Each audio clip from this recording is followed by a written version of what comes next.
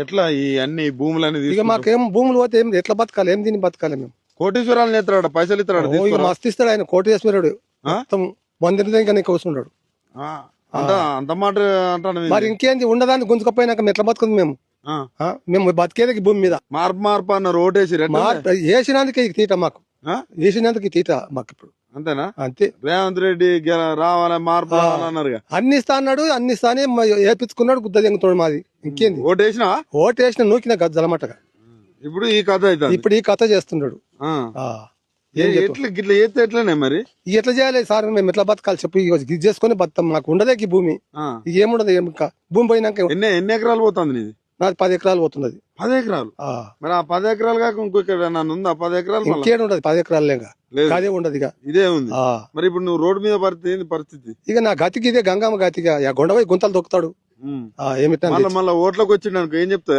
ఓట్లకు వచ్చినప్పుడు మంచిగా చెప్తాం. ఇక మళ్ళా గెలవడిగా మళ్ళీ ఇంకా 5 ఏళ్ళు ఉంటాడు. 5 ఏళ్ళు పోతాడు, నడమనే పోతాడు, ఉండనే ఉంటాడు. ఏముండదు, మొత్తం ప్రజలు నన్ను ఇష్టపడతారు, ఇష్టపడతారు. పోనీకనే ఇష్టపడతారు కానీ రానిక మటకం లేదు. మళ్ళా నెంబర్ కూడా గెలవాడు, అన్న చేస్తే నెంబర్ కూడా గెలవాడు. అంతా చేస్తా అంటాడు, అది చేసేది గిది. ఇంకేంది? అంతే.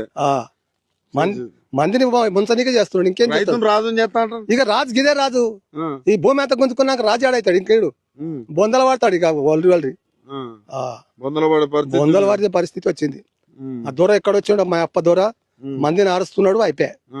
మీ ప్రాంతం అయినా కదా, మీ కాడ మావాడే మా గుద్ద దింగుతున్నాడు. మరి మంది అయితే దింగుతుంది యారు? మావాడే మా గుద్ద దింగుతున్నాడు. వచ్చి మావాడు అన్నందుకు నూకుతున్నాడు. రేవంత్ రెడ్డి మీ జిల్లా? మా జిల్లానే. మరి మా జిల్లానే కూడా పోతున్నాడు, ఇంకేడికి పోతున్నాడు? వేరే జిల్లా పోతాడు.